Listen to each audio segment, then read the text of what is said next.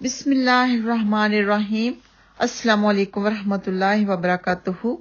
امید کرتی ہوں کہ آپ سب ماشاءاللہ خیر عافیت سے ہوں گے۔ اللہ سبحانہ تعالیٰ آپ سب کو خوش رکھے، خیر و آباد رکھے، صحت و ایمان کی بہترین حالت میں رکھے۔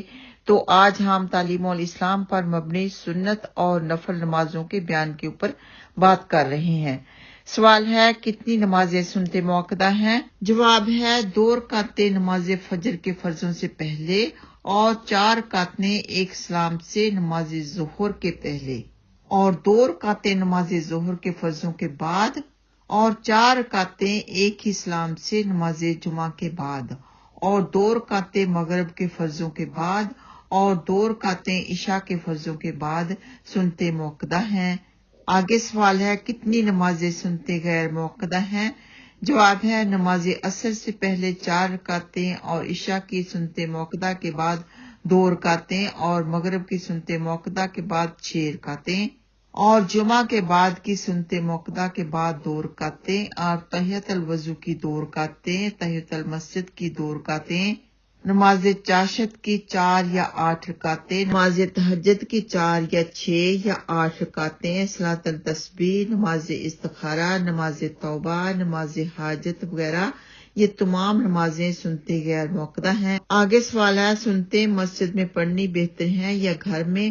جواب ہے تمام سنتیں اور نفل نمازیں گھر میں پڑھنی بہتر ہیں، سوائے چند سنتوں اور نفلوں کے کہ ان کو مسجد میں پڑھنا افضل ہے، جیسے نماز تراویح، تحیۃ المسجد، سورج گرہن وغیرہ کی نماز۔ آگے سوال ہے نماز نفل کس کس وقت پڑھنا مکروہ ہے؟ جواب ہے صبح صادق ہونے کے بعد فجر کی 2 رکعت سنتوں کے علاوہ فرضوں سے پہلے نفل نماز مکروہ ہے۔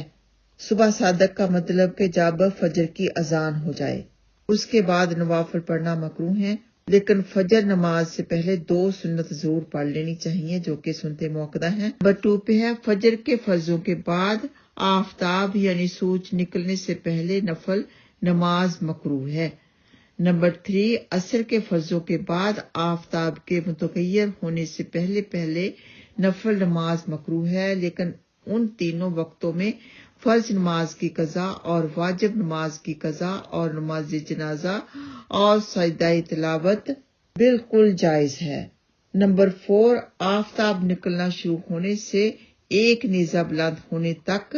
نمبر 5 ٹھیک دوپہر کے وقت۔ نمبر 6 آفتاب متغیر ہو جانے سے غروب ہونے تک ہر نماز مکروہ ہے، ہاں اگر اسی دن کی عصر کی نماز نہ پڑھی ہو اسے آفتاب متغیر ہونے اور غروب ہونے کی حالت میں بھی پڑھ لینا چاہیے۔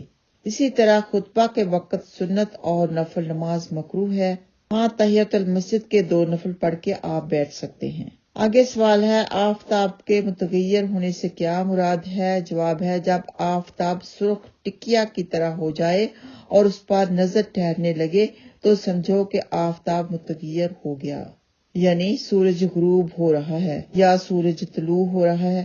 آگے اس کے بعد انشاءاللہ تعالی نماز تراویح کے اوپر بیان ہوگا۔ اللہ سبحانہ تعالیٰ ہم سب کو اپنے احکامات پر اور اپنے رسول صلی اللہ علیہ وآلہ وسلم کے احکامات پر عمل کرنے کی توفیق عطا فرمائے۔